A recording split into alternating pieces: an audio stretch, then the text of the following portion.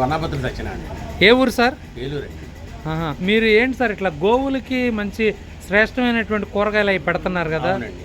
ఏంటి సార్ ఇది? నాకు అదొక ఇంట్రెస్ట్ అండి, మొదటి నుంచి కూడా మూగజీవాలంటే నాకు ఇష్టం అండి. అంటే ఎన్ని సంవత్సరాల నుంచి ఇలా ఒక 20 ఏళ్ళు బట్టి పెడుతున్నాను. అంటే మీకు ఏంటి స్ఫూర్తి ఏంటి ఇట్లా ఏమండి?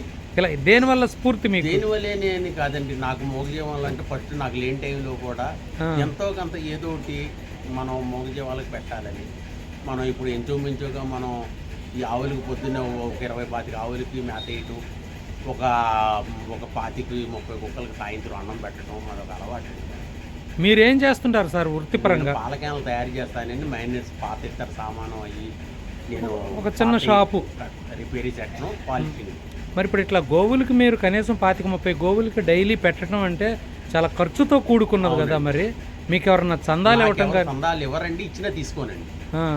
మీరు కష్టపడ్డ డబ్బుతోటి మనకి కష్టపడింది మనకి పెట్టగలిగితేనే పెట్టాలండి. ఒకళ్ళకి తీసుకుని మనం ధర్మం చేయడం ఏంటండి, అది కరెక్ట్ కాదండి. మనకని కాదు, ఎవరికీ కరెక్ట్ కాదు. ఎందుకంటే మనం తాగింది చేయాలి, కానీ ఎవరయ్యో తీసుకొని మనం దాన ధర్మాలు చేయటం ఏంటంటే అది మన ఇంట్రెస్ట్. సార్ మీరు కష్టపడి ఇలాగూ చేస్తున్నారు కదా, మరి మీ కుటుంబం యొక్క సపోర్ట్?